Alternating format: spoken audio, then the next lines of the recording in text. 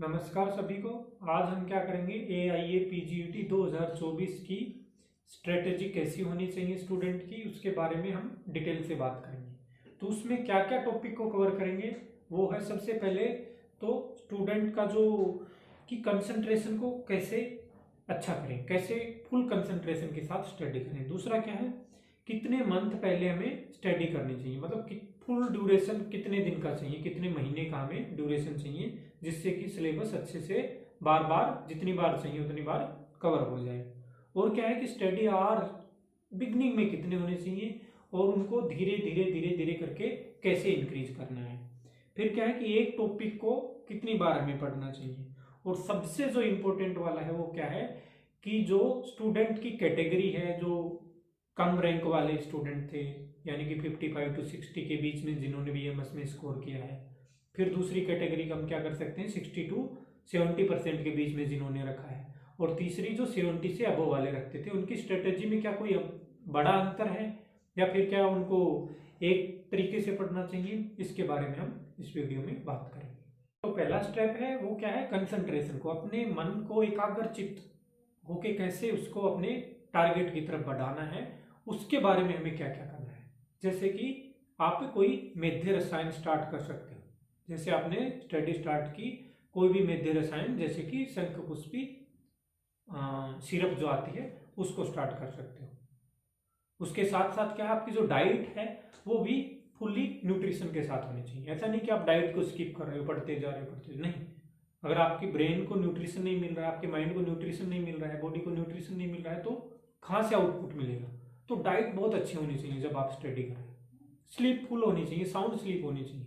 6 to 7 our आपको daily timely सोना ही है। और उसके साथ बहुत इंपॉर्टेंट जो एक मैटर करता है वो है इन्वायरमेंट, खुद का इन्वायरमेंट और सराउंडिंग इन्वायरमेंट। खुद का इन्वायरमेंट तो मेडिकेशन और मेडिटेशन करोगे तो खुद अपने आप ठीक हो जाए, लेकिन सराउंडिंग, आपके रूममेट कैसे हैं, ठीक है ना, आप डेली फोन पे कितनी देर बात करते हो, ठीक है ना, उसके ऊपर बहुत मैटर करता है। वो जिनसे बात करते हो या फिर जो आपके रूममेट हैं जो या जिनसे मिलते हो वो पॉजिटिव है या नहीं। अगर पॉजिटिव नहीं है तो उनको हमें दूर करना पड़ेगा। जब तक आपका स्टडी टाइम है, जब तक आप तैयारी कर रहे हो, तो उनसे आपको दूर रहना, मतलब नेगेटिव एनर्जी से आपको दूर रहना पड़ेगा। तो ये चार चीजें बहुत ध्यान से हमें क्या है मन में बैठा लेनी है जब तक तैयारी करते हैं, तो ये कंसंट्रेशन के अंदर बहुत हेल्प करेंगे। दूसरा मेन पॉइंट जो है वो क्या है कि हमें टोटल ड्यूरेशन कितनी चाहिए, कितने महीने चाहिए पूरा सिलेबस कवर करने के लिए। तो वो अप्रोक्स क्या है, 1 ईयर, लगभग 12 महीने का हमें टाइम चाहिए, क्योंकि सिलेबस को बहुत बार रिपीट करना होता है। 12 महीने अगर हम फुल कंसंट्रेशन के साथ बाकी सब चीज़ों से हटके अगर केवल अपने विजन को अगर हमने 12 महीने दे दिए कि मेरे को तो ये ड्रीम अचीव करना है, इस इंस्टीट्यूशन में मेरे को सिलेक्शन लेना है, तो आपके सिलेक्शन को कोई नहीं रोक सकता। एग्जैक्ट विजन होना चाहिए, ट्रू विजन होना चाहिए, तो आप इसको कवर कर सकते हो। जो अगला मेन टॉपिक है वो क्या है कि कितने आवर से हमें, कितने घंटे से हमें स्टडी स्टार्ट करनी है। जैसे बिगनिंग की हमने बिल्कुल शुरुआत कर रहे हैं, तो शुरू के दिन में कितने आवर हमें पढ़ना है। तो उसमें मैंने क्या है कैटेगरी के हिसाब से, जैसे A B C कैटेगरी बना रखी है। जो A वाले स्टूडेंट 70 से अबो वाले हैं, B वाले 60 to 70 के बीच वाले हैं, C वाले 55 से 60 के बीच वाले हैं। तो उनके हिसाब से मैंने स्टडी आवर आपका डिसाइड किया है। तो जैसे कि शुरुआत में क्या करेंगे, जो A+ यानी कि A कैटेगरी वाले 70+ वाले स्टूडेंट हैं, वो क्या है 7 to 8 आवर से स्टार्ट कर सकते हैं, यानी 6 से 8 घंटे भी अगर शुरुआत करते हैं डेली तो वो ठीक हो सकता है।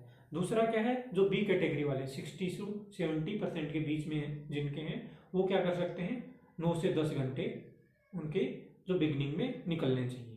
और जो C कैटेगरी वाले हैं, C कैटेगरी मतलब जिनकी थोड़ी सी पुअर परफॉर्मेंस BMS के अंदर रहती थी, कम मार्क्स अचीव कर पाए थे, वो क्या है और थोड़ा सा जैसे 11 से 12 घंटे उससे शुरुआत कर सकते हैं, क्योंकि यहाँ पे आप सब लोग बराबर हो। 80 वाला जो 80-85% लेके आया था, हो सकता है वो अगर अच्छी मेहनत न करे तो वो क्रैक न कर पाए एग्जाम, और वही 60% वाला बच्चा AIA PGET को टॉप भी कर सकता है, अगर वो जो जैसे मैं बता रहा हूँ बहुत अच्छी मेहनत करे, फुल टाइम दे, फुल कंसंट्रेशन दे। तो जो टॉप करके आया है उस बच्चे को क्या करना है, उसको मेंटेन करना है, उस चीज को जो VMS में करता था, जो स्टैंडर्ड रखता था, उसको मेंटेन रखना है, उसी तरीके से पढ़ते जाना है, उसी तरीके से उसको वही आदत रखनी है कि टॉप वाली ही आदत रखनी है कि मेरे को टॉपर में रहना है, उसको मेंटेन करना है।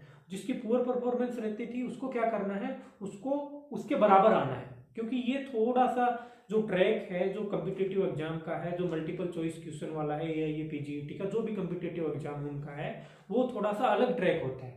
जहाँ पे रिटर्न होते थे वो अलग होता था, ये ट्रैक अलग है। यहाँ पे आप बराबर हो सकते हो, 60 वाला 80 वाले के बराबर हो सकता है, बस थोड़ी सी मेहनत उसको ज्यादा करनी है। अगला क्या है कि स्टडी आवर को इंक्रीज कैसे करना। जैसे मैंने बोला कि बिगनिंग में 6-7 घंटे या फिर ऐसे कैटेगरी के हिसाब से मैंने बताया, उनको इंक्रीज कैसे करना है। जो पूर्व स्टूडेंट थे उनको क्या है कि 16 आवर तक अप्रोक्स लेके जाना है, 15 से 16 घंटे तक लेके जाना है, तो उसको इंक्रीज कैसे करना है।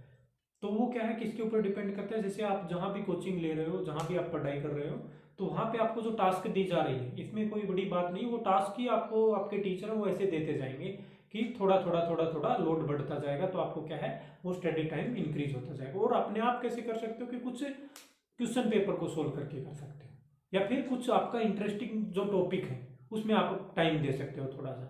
जैसे कि आपको फोरेंसिक अच्छा लगता है, कोई भी टॉपिक है उसको आधे घंटे एक्स्ट्रा दे दीजिए, उसको क्या है मल्टीपल चॉइस की तरह आप पढ़ लीजिए, तो वो क्या है आपका टाइम इंक्रीज हो गया। एक बार बार क्वेश्चन आता है दिमाग में कि कितनी बार हमें सिलेबस करना होता है। फुल सिलेबस प्लस टॉपिक, एक स्पेसिफिक टॉपिक है उसको अच्छे से याद करना, वो दोनों चीजें अलग अलग है। फुल सिलेबस को तो लगभग आप 5 से 10 बार कवर करोगे, जब आप एग्जाम देने जाओगे उससे पहले लगभग 5 से 10 बार उसको फुल सिलेबस को कवर करोगे। लेकिन टॉपिक एक जो हार्ड है, जो मीडियम टाइप का है, उसको लगभग आप 50 to 100 टाइम देखोगे, ग्लांस और 50 to 100 टाइम आप करोगे। कैसे होता है, जैसे कि आप स्नेह कल्पना पढ़ रहे हो, तो मध्यम स्नेह के योग्य कौन कौन है, तो आपने एक बार देखा, याद नहीं हुआ, फिर दोबारा उसी को देखा, फिर क्या है थोड़ा सा याद हुआ, फिर तीसरी बार कंफर्म करने के लिए तीसरी बार उसको देखा, तो एक ही स्टडी में आपने उसको क्या कर लिया, 3 बार कर लिया, तो 3 बार उस चीज को आपने देख लिया। तो ऐसे ऐसे करके 10 से 20 स्टडी होगी, तो आपका 50 to 100 टाइम उस टॉपिक को आप एक बार देख लोगे। जो हार्ड या मीडियम टाइप का, जो बहुत ईजी वाली चीजें हैं उनको इतनी बार देखने की जरूरत नहीं है, वो मैंने पहले भी एक बार एक वीडियो में बता रखा है। जैसे महाभूत का है, सप्त धातु का है, ठीक है, जो बेसिक बेसिक चीजें हैं उनको इतनी बार देखने की जरूरत नहीं है। लेकिन जो मीडियम है उनको हमें 50 to 100 टाइम ग्लांस ओवर करना है, मतलब एक नजर उनके ऊपर से दौड़ानी है, या फिर उनको पक्का करना है। फुल सिलेबस को 5 to 10 टाइम कवर मतलब कंप्लीट करना है। और एक और जो विशेष क्योरी रहती है, सभी की रहती है, जो एग्जाम कम्पिटिटिव एग्जाम देते हैं, कि स्टडी मैटर क्या होना चाहिए, स्टडी के लिए क्या क्या हमें सब्जेक्ट पढ़ने हैं, क्या क्या हमें कौन सा जो मेन मेटेरिया मेडिका जिसको बोल सकते हैं वो चाहिए हमें। तो अगर AIA PGET टाइप का अगर आप एग्जाम कवर करना चाहते हो, उसको क्लियर करना चाहते हो, तो क्या है आपको मेन जो सब्जेक्ट रहेगा, मेन जो कंसंट्रेशन आपका रहना चाहिए वो क्या है, संहिताओं के ऊपर रहना चाहिए। 3 जो मेजर संहिताएं हैं उनके ऊपर मेन फोकस रहना चाहिए।